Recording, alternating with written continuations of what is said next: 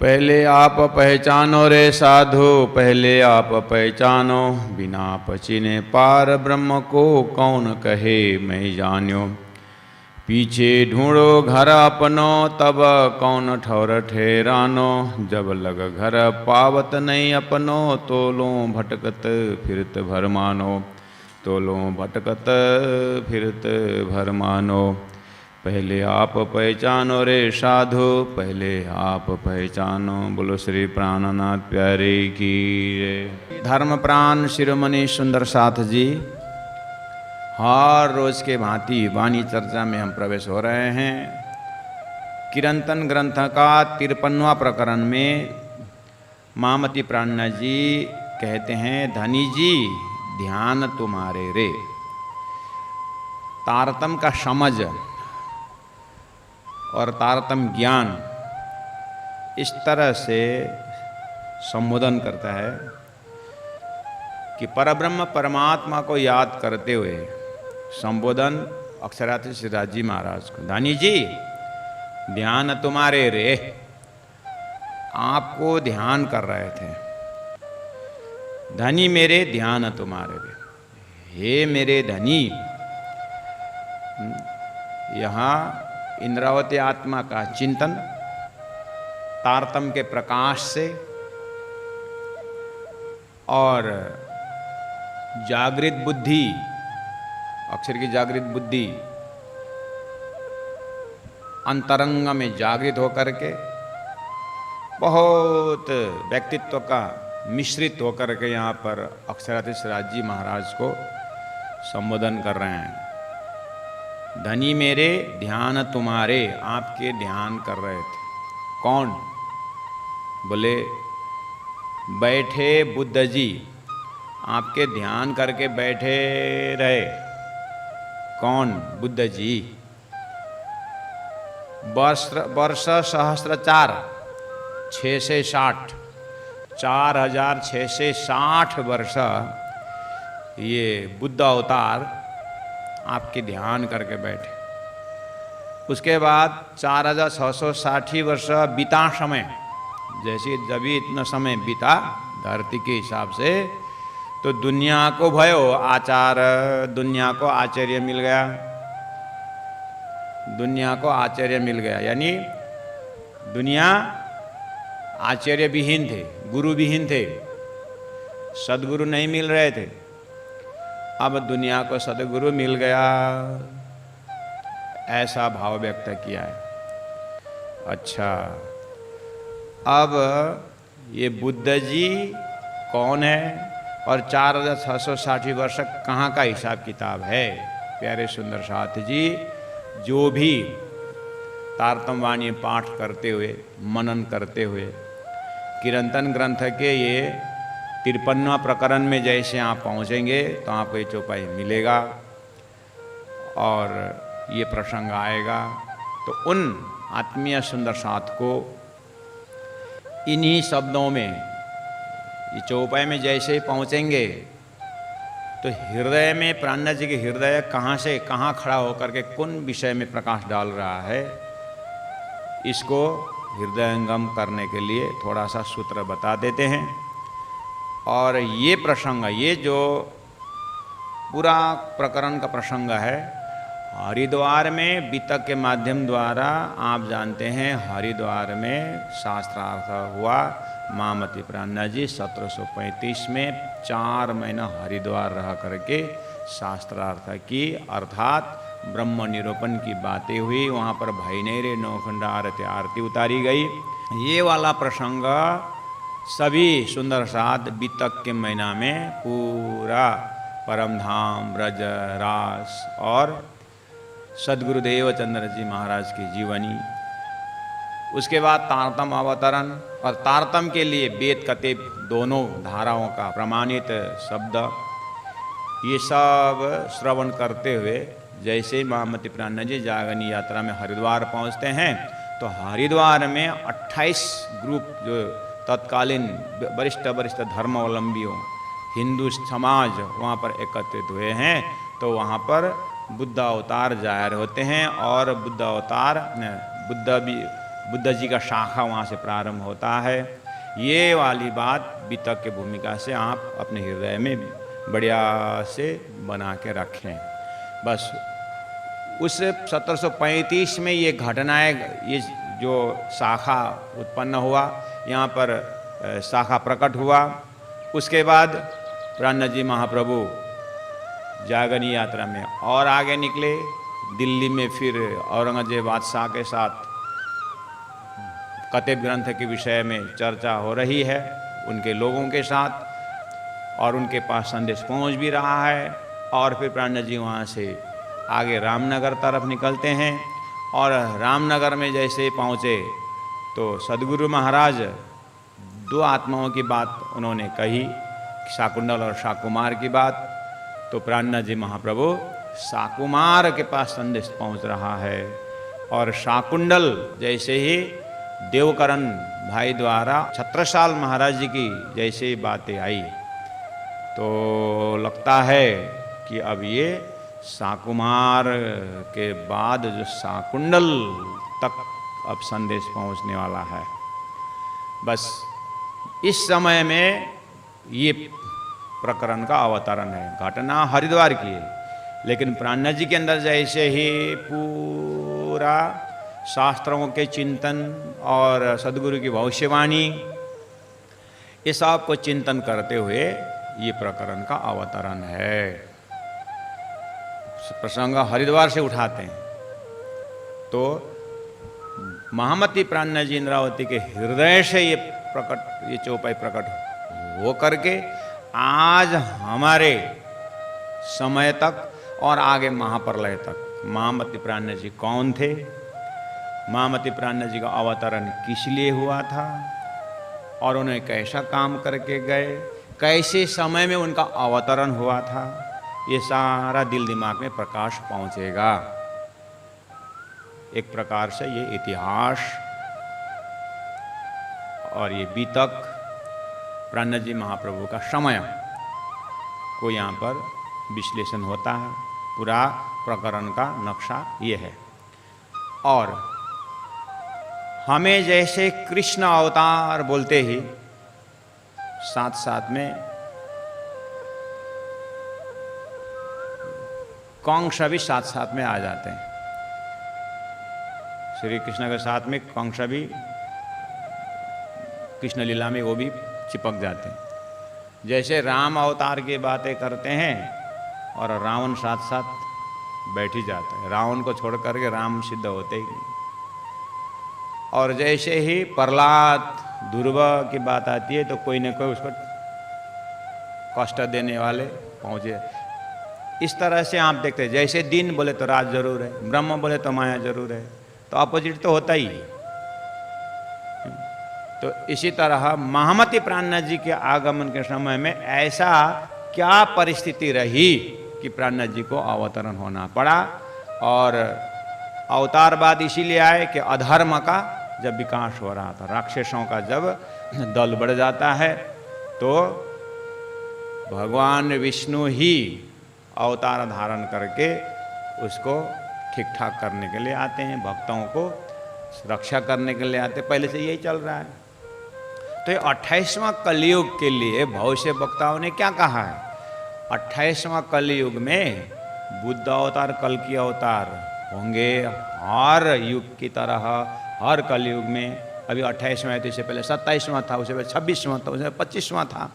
ऐसे करते करते सृष्टि के शुरू से अभी तक कितना कलयुग बीते, लेकिन बुद्ध कल की अवतार भगवान विष्णु का सृष्टि के उनके मैनेजमेंट में ये होता ही है। तो ये 28वां कलयुग जो है, इसके लिए भविष्य वक्ताओं ने चिंतन करके उनके एक दूरदर्शिता और उनके मुखारविंद से, उन भविष्य वक्ताओं के मुखारविंद से परमात्मा ही संदेश दे रहे हैं कि 28वां कलयुग में और इससे पहला 28वां द्वापर में परमात्मा श्री कृष्ण के अंदर ब्रह्म लीला ढापी हते अवतारों दरमियान। इस प्रसंग से पहले वाला प्रकरण में हमने अक्षरातीत परब्रह्म परमात्मा द्वारा सृष्टि होने का और इस सारा प्रसंग को हमने पहले जोड़ के रखा है। तो जैसे परमात्मा श्री कृष्ण के अंतर त्रिधा भेद के माध्यम से, त्रिधा लीला से कृष्ण का तत्वतः जानकारी होती है, वो तारतम्य ही खुला सकता और तारतम्य ही बता सकता है कि जिस तरह से बहुत से वक्ताओं ने 28वां कलयुग में होने वाले बुद्ध अवतार तो ब्रह्मा विष्णु महेश को भी पार लगाने वाला ऐसा अवतार है। तो जैसे ही ऐसा शब्द शास्त्रों में आया तो अब एक जिज्ञासा होने लगा, ये क्या बात है कि ब्रह्मा विष्णु महेश विष्णु भगवान ही तो बुद्ध का अवतार कल के अवतार होके आते हैं हर कलयुग के अंत में, तो इस बार उनको भी पार लगाने वाला बुद्ध अवतार मतलब क्या होता है, ये बुद्धि कहाँ का अवतार है। इस तरह से एकदम सेलेक्टेड विद्वानों के दिमाग में रहा, ये ऐसे लमसम में मार्केट में आने वाला शब्द नहीं है ये।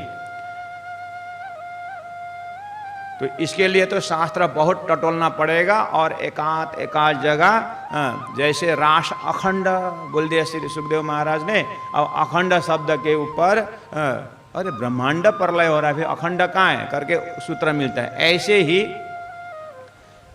बुद्ध अवतार कल के अवतार के विषय में आज भी लोग ऐसे अवतार जाहिर होंगे करके स्वयं सफेद घोड़ा में आएंगे और तलवार लेके आएंगे, ऐसे ऐसे लक्षणिक शब्द जो शब्द है उसको देख करके लोग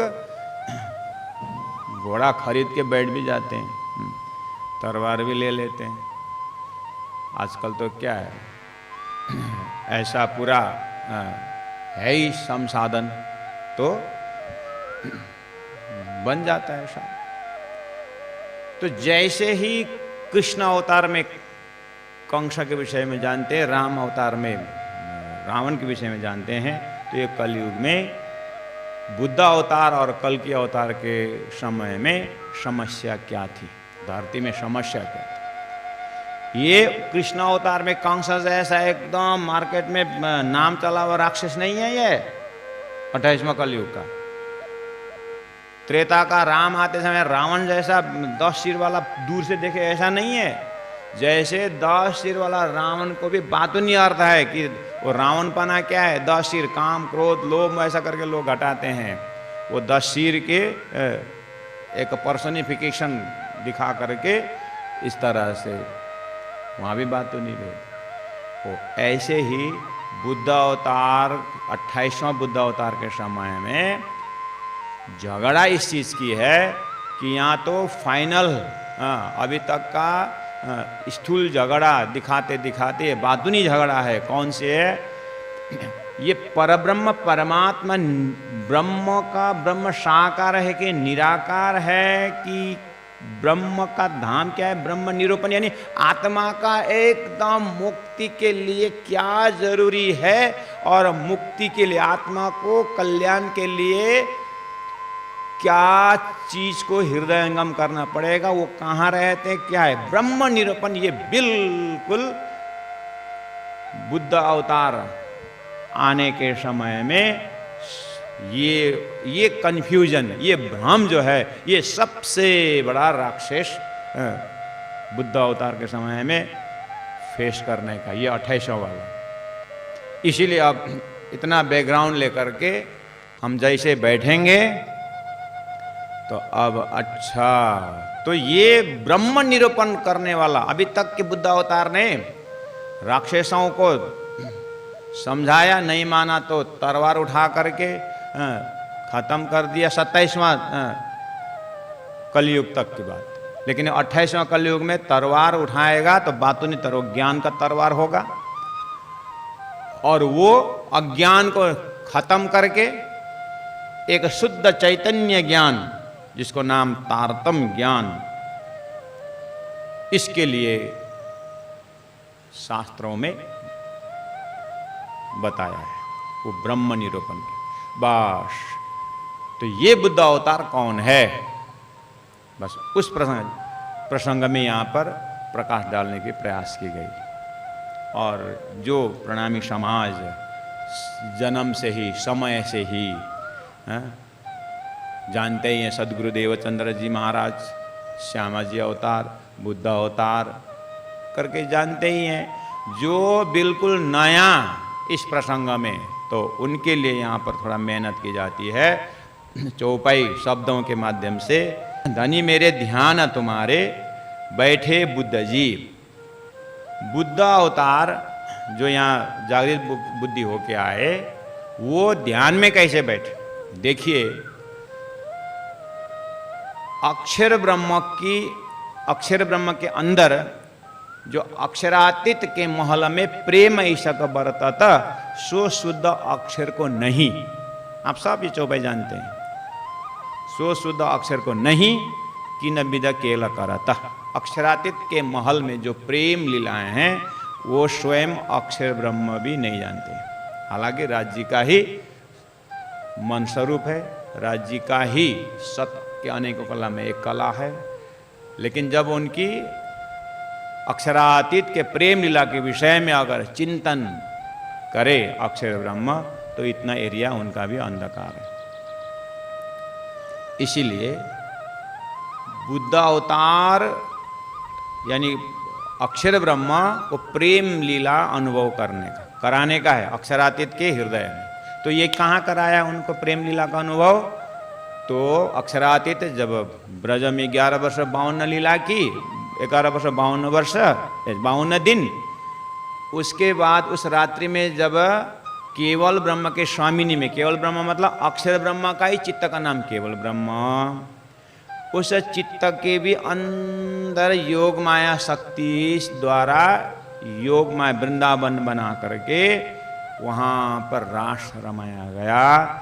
और अक्षर ब्रह्म की जो आत्मा को, आत्मा मतलब उस एकदम स्पेशल चित्तवृत्ति को श्री कृष्ण स्वरूप राजी महाराज ने अपने हृदय में खींच करके रसरास लीला योग माया में करवा के अक्षर ब्रह्म को वहाँ पर उपस्थिति जता करके परमधाम की रसरास महारास जो आनंद है उसको अनुभव कराया गया। और अक्षर ब्रह्म को रास के बीच में ही श्री कृष्ण अंतर्ध्यान लीला दिखा करके अक्षरधाम में अक्षर को जगा दिया गया।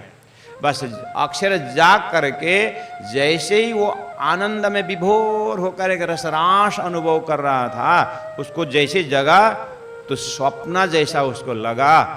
तो उसका चिंतन तो अक्षरातीत के अंदर का प्रेम लीला का था। यहाँ उसको जैसे ही स्वप्न में अनुभव हुआ, अच्छा ऐसा प्रेम लीला दिव्य परम धाम में तो मुझे और इसको आनंद पीने को मिले, ऐसा भाव रख करके फिर राजी महाराज ने अपना जोश को छोड़ दिया।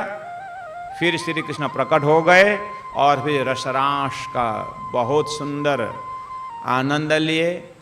उसके बाद अब जैसे ब्रह्म सृष्टियों के लिए जो ब्रह्म सृष्टि जब रास पूरा करके परात्म स्वरूप में जाएंगे, वहाँ तंद्रावस्था में रहेंगे, उसी तरह अक्षर ब्रह्म भी वो जो अक्षरातीत का आनंद जैसे उसके हृदय में आया, अब ऐसी लीला ऐसा आनंद को रस पीने को मौका, वो पीने का जो एक आनंद है उसको लेकर के बैठे रहे। अब अक्षर ब्रह्म के अनंत वृत्तियां हैं। एक खेल के वृत्ति जो है, नारायण होकर के वो स्टैच्यू की तरह बैठा हुआ है, निष्क्रिय होकर बैठा हुआ है। बस यहीं से पकड़ना होगा। यहाँ पर बैठे बुद्ध जी वर्ष सहस्र 4 6 से 60 बीता समय, बस इसी के अंदर 4660 वर्ष का अर्थ है कि श्री कृष्ण लीला, श्री कृष्ण का द्वापर जैसे खत्म हो जाएगा, द्वापर की लीला, श्री कृष्ण सशरीर संसार से उठेंगे। अब कलयुग प्रारंभ होगा और कलयुग का समय जो बीता 4660 वर्ष जैसे बीता। अब इस समय में द्वापर खत्म होने में कलयुग शुरू हुआ। कलयुग शुरू होने के बाद पता नहीं कितने राक्षस, कितने देवता, ये अंदर में कितने युद्ध हो गए, कोई हिसाब किताब नहीं। सब जीव ईश्वर को प्रार्थना कर रहे हैं, अनंत कष्ट झेल रहे हैं, किसी को पता नहीं ये कहाँ से ये दुख सब हो रहा है। अब धरती इतना आग गर्म तावा की भांति जो है परेशान है, और अंदर में तड़पन दूरदर्शिताओं का, अंदर आत्मा से परमात्मा से मिलने के लिए एकदम तड़पने वाले आत्माओं को शास्त्रों से ही निचोड़ निकालते हैं। ब्रह्म निराकार शब्द आता है, निराकार करके आता है, हृदय साक्षी नहीं देता है। ब्रह्म निराकार है तो ये फिर साकार संसार कैसे हुआ? अनेक प्रकार का उलझन है। कोई शून्य बात करके आ गई, कोई क्षणिक बात आ करके, कोई अनेक प्रकार का बाद इजम खड़ा हो गया, और अंतर आत्मा जो है अकेली रोती है कि वास्तव में मैं ढूंढ रहा हूं, क्या मिल रहा है क्या? खोजी आत्माओं का भी कुछ नहीं मिलता, और त्यागने वाला चीज संसार का त्याग दिया है, और पकड़ने वाला चीज मिलता नहीं है। ऐसा सूक्ष्म पुकार भी चल रहा है। अब जो मैं यहाँ बोल रहा हूँ तारतम्यवाणी के हिसाब से एकदम सिस्टमेटिक जैसे जाएंगे तो ये चीज़ पकड़ में आएगा। नहीं भी हो तो कम से कम कान में इतना सुन के रखें कि जैसे आप गहराई में जाएंगे शास्त्र वेद उपनिषद द्वारा, जैसे ही नारायण तक भी पहुँचेंगे तो नारायण भी अपने आप को जानने का उसको आपको मिलेगा। इसी तरह प्रत्येक आत्मा परमात्मा से अंदर ही अंदर जब प्रार्थना करके समय आएगा, उस समय में जब उस दर्जा में आप पहुंचेंगे तो एक आवाज़ जरूर आती है, वहाँ पर आत्मा लक्ष्यहीन हो जाता है और बहुत बड़ा निराकार के गुफा में कहाँ घूम जाता है और अनेक प्रकार का अजपा जाप अनादनाद क्या क्या करके सिद्धियाँ आ जाती है और सिद्धि प्राप्त करा के जीव को लौटा देता है। ऐसे ऐसे तकलीफ है, बहुत परेशान है धरती में। और फिर भक्ति परंपरा खड़े हो गए, भक्ति में एकदम झूमने वाले हो गए। अहो, फिर झूमने वाले तो हो गए भक्ति में, लेकिन भक्ति की लीला में सब परमात्मा का तुझको तेरा अर्पण करके झूमने वाले भी हो गए। लेकिन अखंड परम धाम कहाँ है? क्योंकि यहाँ स्वर्ग वैकुंठ भक्ति करके विष्णु के जलम विष्णु थलम विष्णु हो करके रम रहे हैं। अब भक्तों में भी ज्ञानी भक्त मुझे अच्छा लगता है करके भगवान श्री कृष्ण गीता में बोलते हैं। ज्ञानी भक्त जैसे आ गया, ज्ञानी भक्त ने बुद्धि लगाया कि मैं जलम विष्णु थलम विष्णु होकर के व्यापक परमात्मा के लिए तो समझ रहा हूँ, लेकिन सारा ब्रह्मांड नाश हो रहा है तो फिर ये क्या होगा उसके आगे? फिर यहाँ पर कंफ्यूजन दिखाई देता है। इस तरह से भक्त भी अंदर अंदर रो रहा है। ये सब महामती प्राणनाथ जी आते समय अर्थात सदगुरु देवचंद्र जी महाराज के समय में, अर्थात अक्षर का वो बुद्ध अवतार जो यहाँ पर धारण करने वाला है कल 28वां कलयुग में, वो बुद्धि आते समय संसार की बुद्धि इस तरह से बेकाम हो रखा है। संसार की बुद्धि जो है बिल्कुल परेशान है, कुछ पकड़ने का चीज नहीं पकड़ में आ रहा है। भक्त भी पीड़ित है, ज्ञानी भी शंका में डूब रहा है। कर्म योगी बेचारा कर्म करते हुए चित्तवृत्ति साफ हो जाएगा, फिर ज्ञान का उदय हो जाएगा करके वो तो बेचारा कर्म में लीन है। और इस समय में इस युनि में कर्मयोगी होके आ गया, आगे ज्ञान का प्रकाश को आशा करते हुए, और दूसरे जन्म में ज्ञानी होके आया, लक्ष्य नहीं मिलता है। शास्त्र क्या चीज बोल रहा है मुझे क्या समझ में आ रहा है? इस तरह से परेशान के समय में महामती प्राणनाथ जी के माध्यम से और परब्रह्म परमात्मा का संदेश आया। ऐसा समय गुजर रहा था जब वो अक्षर की जागृत बुद्धि जैसे यहाँ पर अवतार धारण करके आने वाला है, तो इसीलिए महामती ने कहा एते दिन त्रिलोक में होती जो बुद्ध सुपन्ना। सपना के बुद्धि द्वारा प्रयास चल रहा है, लेकिन पहुँचे कहीं नहीं है। अंदर में अशांति है, शंका है, एक प्यास है जो न किसी को बता सकते हैं। ऐसी अवस्था में आत्मा रो रही है। ये आत्मा का रोना जो है, आत्मा का रोना जो है, ये बस सतगुरु महाराज के अंदर से तारतम्य ज्ञान ही देखता है, बाकी का यहाँ तक दृष्टि पहुँचना मुश्किल है।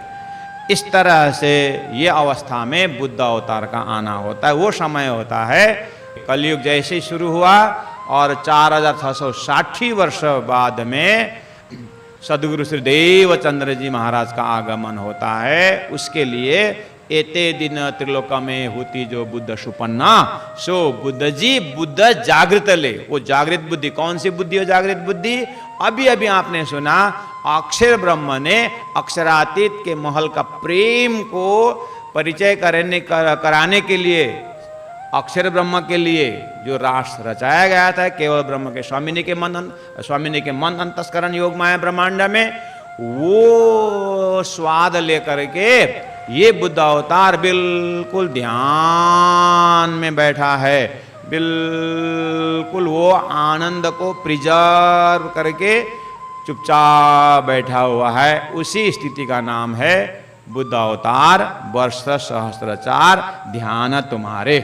अक्षरातीत परब्रह्म परमात्मा श्री राज जी ने वो प्रेम लीला इस तरह से मुझे, मेरी प्रार्थना को सुन करके इस तरह से मुझे अनुभूति कराई। ये प्रसंग को लेकर के तपस्या करके बैठा हुआ है। अब वो बुद्ध अवतार समय आ गया कि जाहिर होने का परमात्मा श्री राज जी के हुक्म से, तो वो जागृत बुद्धि, वो प्रेम, वो अक्षर की जागृत बुद्धि मतलब रास खेलते खेलते जग गई बुद्धि, जिसने अक्षरातीत को प्रेम पकड़ करके रसरास के माध्यम से अब वो प्रेम लेकर के धरती में जागृत बुद्धि का अवतार सदगुरु देवचंद्र जी महाराज होके आते हैं।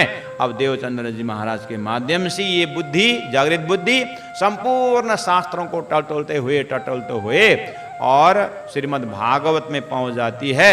और श्रीमद् भागवत में रसरास के विषय में है, तो जैसे ही वो प्रेम का सुनने को मिला, तो बुद्धि को, जागृत बुद्धि को याद आया, ये तो वो जिसको मैं ढूंढ रहा हूं, जिसको मैंने जो अनुभव किया हो करके सदगुरु के अंदर से जागृत बुद्धि जागते गई और जैसे रसरास में पहुंची, तो वहां पर अक्षरातीत परब्रह्म परमात्मा ने दर्शन दे करके उस जागृत बुद्धि को वहां पर संकेत मिल गया कि अरे ये तो मुझे परमधाम का प्रेम की बात है। लेकिन साक्षात दर्शन दिया तो श्यामा जी महारानी दर्शन पाई, और श्यामा जी महारानी के अंदर जो है बुद्ध अवतार छिप करके बैठा हुआ है। अब जैसे जैसे श्यामा जी महारानी अक्षरातीत का प्रेम वर्णन करने लगती है, तो बुद्ध अवतार अंदर बैठ करके नाचता है, उछलता, हाँ ये मैंने अनुभव किया, हाँ ये मैंने अनुभव किया हूँ। हाँ, बुद्ध अवतार अंदर श्यामा जी के अंदर से नाच रहा है। ठीक है, इस तरह से ये बुद्ध अवतार का 4660 वर्ष जैसे पूरा हो जाता है, अर्थात कलयुग इतना बीत जाता है, तो दुनिया को भयो आचार, दुनिया को जागृत बुद्धि as a guru, as a acharya, as a guide, अब ये पूर्ण होकर के संसार में बुद्ध अवतार आया। अब ये बुद्ध अवतार जैसे ही परमधाम की बातें सुनते सुनाते आगे बढ़ते हैं, तो मार्केट में, अब फील्ड में कैसा वातावरण है, वो वातावरण की व्याख्या कल किया जाएगा। बोलो श्री प्राणनाथ प्यारे की जय। बोले चाले पर कोई न पहचाने, परखत नहीं परखानो,